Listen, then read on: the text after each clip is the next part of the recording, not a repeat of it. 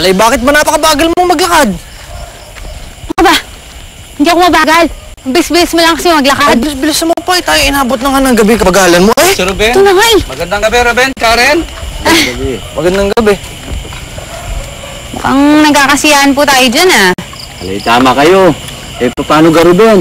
Yung Texas ni Kadume, nanalo sa sabong. Parinig niyo kayo tumagal eh.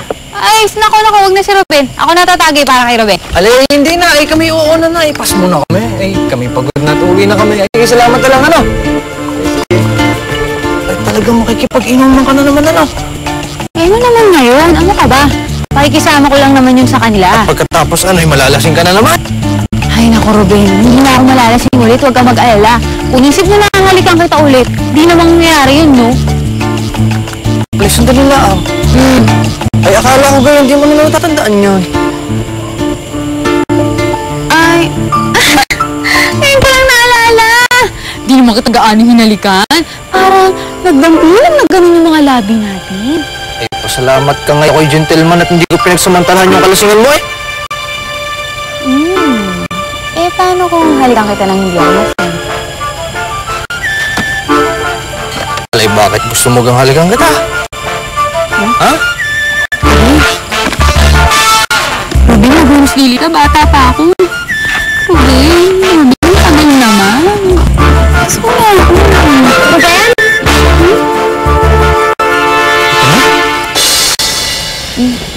Ayos, hindi ka pang bibiro. Hindi, Joanna. Totoo ba yung sinasabi mo? Oo. Seryoso ka ba? Sige nga.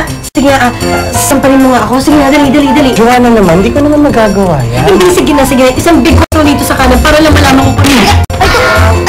Aray, naku. Tarantado ka! Bakit mo sinampal si Joanna? Eh, kanina pa siya humingi ng sampal. Ibinigay ko lang gusto mo. Alis na. Joanna, Sakit! ito pagdahanginan to, hindi na po babalik. Sorry. Iwi na to forever. Teka, ayusin ko. Huwag kang kikilos, ha? Kasi baka sumobra. Okay? Okay? Sorry. Eh, ibig sabihin, talagang niyaya mo siyang magpakasal. Yes. Promise yan ha, hindi ka nagbibiro Joanna, huwag kang mag-alala, hindi kita mamadiliin. Kung kailangan pag-isipan, kung kailangan mo ng mahabang panahon, ibigay ko sa iyo yan. Pag-isipan mo na lang muna mabuti. Okay? Okay. Naku, inisik kami yan. Imagination mo lang yan. Alay, Ruben! Totoo siya. Kami lang din ka. Alay, hindi ko ba natutuwa? Ako'y nagbalik na irog. Alay, anong irot? Ay, hindi ba't nakipag-iwalay ka na sa akin? Alay, nasabi ko lang yun dahil naguguluhan ako ng mga panahong iyon. Ay, malinaw na sa akin ang lahat. Ay, ang malinaw sa akin ay wala na tayo, Camille. Ang mabuti pa umuwi ka lang kaya ng Manila. Ruben! Hintayin mo ako! Camille, payat mo para sa personal. Taba mo kasi sa TV.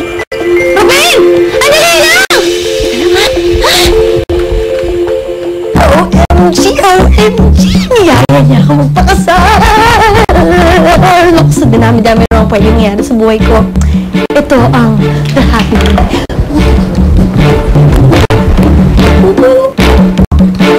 Uy, anong ginagawa mo? Medyo, nag-stretch kasi kailangan talaga mag-exercise. Teka lang, bakit nga pa kayo nandito? Di ba malis ka na?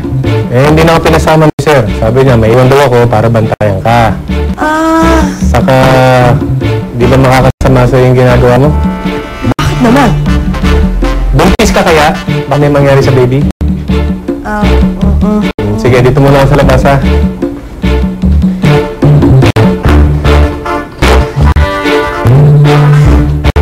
Kailangan, baby. He loves me. Loves me not. He loves me. He loves me not. He loves me! Ay, siya, Ruben! Saan ka ba nang galing? Ay, na bakit tayo inaantay dito? Alay, nahanap ka ni Mayor! Alay, kasi ikaw yata ang gagawin na konsorte doon sa darating na fiesta, ah! Hello? Ruben, alay super emote ka naman yata dyan. Ano ba nangyari sa'yo? Oh! Ay, naku, Ruben. Dumating lang si Camille, iniwan mo na ako. Si Camille? Alay, ano ito si Camille? Ay, ano yung tsura? Kailan dumating ang bruha? Ay, maganda pa rin ba? Hindi mo masyado.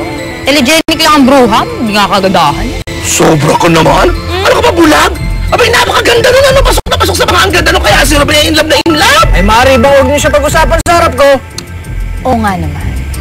Ikaw, July, huwag mo nga binabanggit si Camille. Camille ka ng Camille. Hindi na tama binibring up si Camille pagkatapos ng ginawa niyang masasakit na bagay kay Ruben. Ika nga ni Camille, di ba? Ay, at saka alam mo ba si Camille? Pwede ba? Pambihira ay sinabi nung magpag-usapan eh. Buisit! Alay, ikaw kasi! Ako na naman. Dahil ka talaga! Ruben! Puntahan na yung sari-sari store na yan sa Batangas. Oh, please lang ha, balitaan nyo kami kung nakita nyo na si Karen. At nakahanda na yung 1-year supply ng Stella Sardines kung sino may makakapagturo sa kinaroro ng anak namin. Okay. Okay. Parang Okay. iinan mo. Ay, nako. Sarap, hulog ka talaga ng langit sa akin. Ay, Kaligayahan ko ang pagsilbihan kayo, madam. Sweetheart, sumasakit ba ang ulo mo? Abay, huwag ka masyadong mga problema. May lead na tayo sa kinaroro ng anak mo. pero alam mo, may naalala ko. Hindi mo napapansin si Carlos. Parang meron sa kanya kakaiba. Oo, ano? Parang meron. Nagpagupit siya. Hindi siya nagpagupit. Psst! Ano ba ginagawa mo? Pasok ka ng pasok. Parang rehearsal lang po. Parang naman saan? Sa Miss Chili. Miss Chili. Ito ka nga!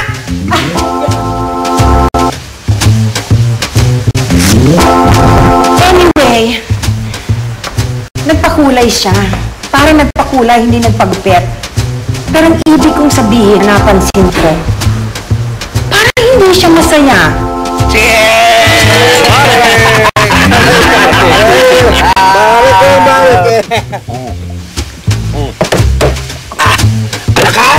Kayo ba lalaki kayo babagalin yung mainom eh?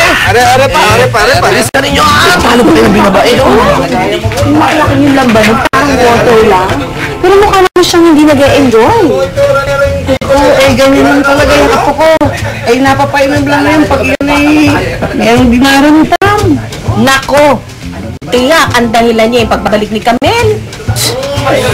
Paano? Ay, nakita mo naman kung gaano niyang ibigin yung Camel na yun eh. Hindi na makarapat-dapat si Camille sa pagmamahal ni Ruben. Sinasaktan lang niya yung tao. Puso't damdamin. Diyos ko. Hindi siya yung babae para kay Ruben. May statement ang lola ko. Naman! Kasi yung dapat kay Ruben yung babae na hindi siya sasaktan. Yung willing na alagaan siya. Pangakong buhay ganun. Alam mo natin kung sino yan. Ako na yan.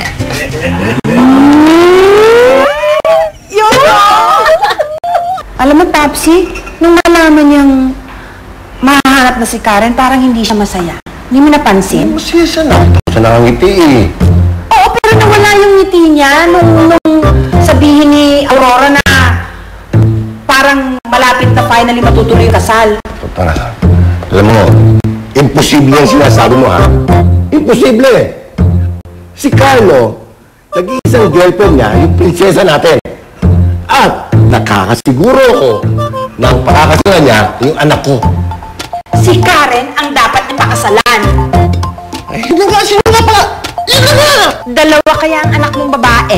Sus, alam ka naman si Joanna ang pakasalan niya. Alam ka naman sumasakit ang ulo ko sa pinag-uusapan natin eh. Mabuti na sigurado na si Karen ang pakakasalan niya. Penelope! Yes, sir. Liga, samahan mo ko sa kwarto pamamasaya ko. Masakit ang ulo ko. Sige po, sir.